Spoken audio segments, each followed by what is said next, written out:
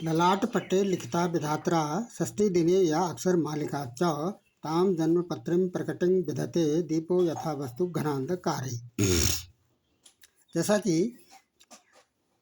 जन्म पत्रिका में जहाँ तक योग की बात है तो ज्योतिष रत्नाकर पुस्तक में 89 योग लिखे गए हैं, बताए गए हैं या दिए गए हैं, जिनमें से बीमा योग, दाम योग, पाश योग, केदार योग, शूल योग।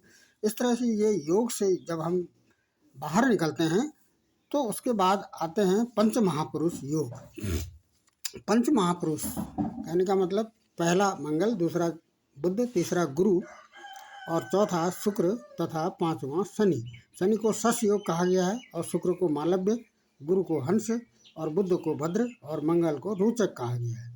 यदि भद्र योग होता है, भद्र योग का मतलब है जब कोई ये इन पांचों में से कोई भी ग्रह अपनी उच्च राशि का हो, केंद्र में बैठा हो या मूल त्रिकोण में हो या अपनी ही राशि में हो और केंद्र में हो, तो ऐसे इसको भद्र योग कहा गया है। बुध इसमें रखा गया है। ऐसा जातक रत्नवान इसको बताया गया है। और शुक्र यदि यह योग बनाता है तो इसको धन और वाहन की सुविधा इसको मिलती है।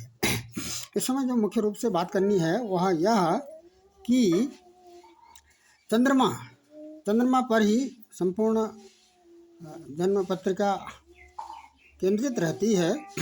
चंद्रमा से ही अधिकांश बातें दिखाई जाती हैं। जब चंद्रमा से सेकंड हाउस में कोई ग्रह हो तो उसको सुनफा कहते हैं, और चंद्रमा से 12वें स्थान पर कोई ग्रह हो तो उसको अनफा कहते हैं। और यदि चंद्रमा यदि दोनों 12वें और दूसरे घर में ग्रहों से घिरा हो तो उसको दुर्धरा योग में रखा गया है। अब ये दुर्धरा योग में शुभ ग्रह हो तो शुभकारक होंगे और शुभ ग्रह हो तो अशुभ ये फल देंगे। यदि चंद्रमा से पहले मंगल हो और बाद में शुक्र हो तो ऐसे जातक को धनी बताया गया है। और यदि बुध और गुरु हो, बुध भी शुभ ग्रह है, गुरु भी शुभ ग्रह है और चंद्रमा भी पूर्णिमा का चंद्रमा, शुक्ल पक्ष का चंद्रमा भी शुभ ग्रह है, तो ऐसे जातक धनी बताए गए हैं। और यदि शुक्र तथा शनि हो, चंद्रमा के आगे पीछे शुक्र शनि हो तो राजप्रिय होता है। और यदि चंद्रमा से पहले मंगल हो और बाद में शनि हो तो ऐसा जातक भी धनवान बताया गया है। दूसरा जो मुख्य योग है वह है केंद्रुम। केंद्रुम का मतलब होता है जब चंद्रमा से आगे और पीछे कोई ग्रह न हो तो इसको केंद्रुम योग में रखा गया। और रज्जु योग का मतलब होता है यदि ग्रह, ये जो 7वां ग्रह है वह चर राशि में बैठे हों। चर राशि का मतलब मेष, कर्क, तुला और मकर, 1, 4, 7, 10 इन राशियों में बैठे हों तो ऐसे जातक परदेशवासी होते हैं, बाहर जाकर अपना जीवन यापन करते हैं या धनोपार्जन करते हैं। अब कुछ उदाहरण देकर इन्हीं बातों को स्पष्ट किया जाएगा। जैसे नंबर ये है, इस जन्म पत्रिका में दूसरे भाव में शुक्र है, दूसरे भाव में इसका शुक्र है, तो क्या होगा इसमें? दूसरे भाव में शुक्र होने से ये राजतुल्य जीवन इसका रहेगा, राजतुल्य जीवन रहेगा, राजा के समान भूमि भवन वाहन की इसको सुविधा मिलेगी। ये दूसरा पक्ष है कि यह जो योग है वो अष्टम भाव में बैठ रहा है, लेकिन अष्टम भाव में का दोष इसको नहीं लगेगा, ये अपनी राशि में ही बैठा है। शुक्र अपनी राशि में स्वराशि का है और इसमें शुभ ग्रह की दृष्टि भी है, तो यहाँ पर बनता है सुनफा योग बनता है। इस जन्म पत्रिका में सुनफा योग बनता है। दूसरा उदाहरण यहाँ पर यदि हम देखें, ये जो जन्म पत्रिका है ये 24 फरवरी 1990 यहाँ पर चंद्रमा को यदि हम देखते हैं तो ये इस सूनफा अनफा दुर्धरा इन योगों में सूर्य को नहीं लिया गया है। तो ये जो चंद्रमा है इससे पहले शनि और मंगल आते हैं। है तो ये दुर्धरा में, लेकिन सूर्य को इस योग में नहीं लिया गया है, तो इसी योग को लिया जाएगा। ये इससे 12वें स्थान पर मंगल और शनि यहाँ पर बैठे हुए हैं, 12वें स्थान में बैठे हैं, तो ये अनफा योग होगा। तो ये ऐसा जातक गुणवान होगा, गुणों से परिपूर्ण होगा। दूसरा उदाहरण है 17 जुलाई 1988 का। इसमें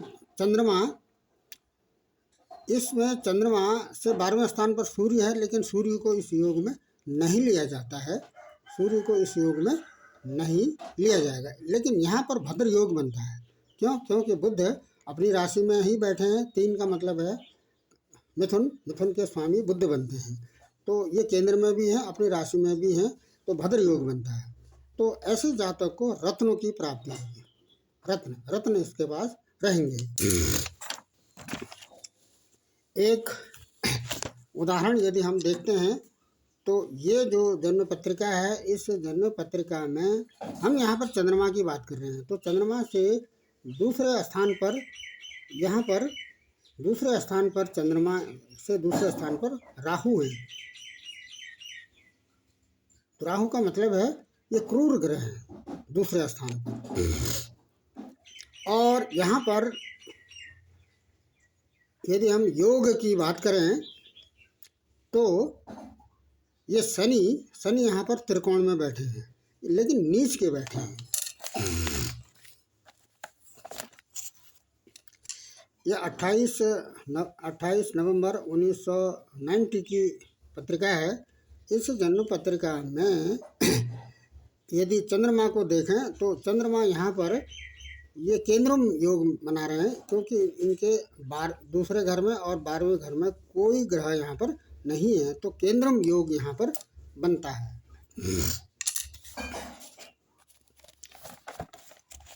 इस जन्म पत्रिका को यदि हम देखते हैं, ये 28 सितंबर 1987 की है। यहाँ पर यदि हम चंद्रमा को देखें तो चंद्रमा से 12वें घर में बुध बैठे हैं, 12वें घर में बुध बैठे हैं, तो ये भी अनफा योग बनाता है। तो ऐसी स्थिति में क्या होगा, यदि 12वें स्थान पर बुध बैठे हैं तो क्या होगा, ये व्याख्याता होगा। व्याख्याता मतलब बोलने वाला, व्याख्यान देने वाला, और व्याख्याता वही बनेगा जो जिसके पास बुद्धि होगी, बुद्धिमान होगा और गुणवान होगा और विद्या होगी। बुद्धि और विद्या से संपन्न है और व्याख्याता यह इसका पेशा रहेगा। फिर देखते हैं इसको, 17 जुलाई 1988 की जन्म पत्रिका है।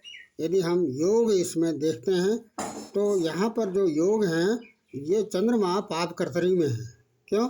क्योंकि चंद्रमा से पहले और चंद्रमा से बाद में क्रूर ग्रह बैठे हैं। जब चंद्रमा क्रूर ग्रह से घिरे रहते हैं तो उसको पाप कर्तरी में यहाँ पर रखा गया है। यहाँ और दूसरा ये बुध बैठ रहे हैं तो ये भद्र योग बना रहे हैं।